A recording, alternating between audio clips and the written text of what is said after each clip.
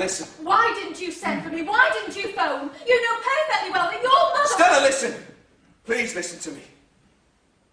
Mike's not ill. Not ill? He's been kidnapped. Kidnapped? No. Oh, no. It's true, Stella. Oh, God. Oh, my God.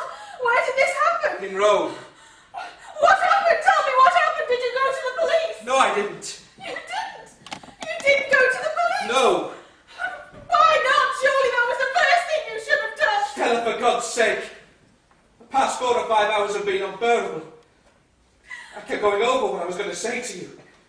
I knew it was no use lying, yet the thought of telling you the truth. You've got to tell me the truth. I've got to know what happened.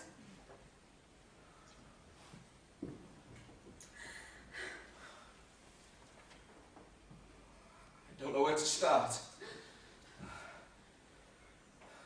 Mike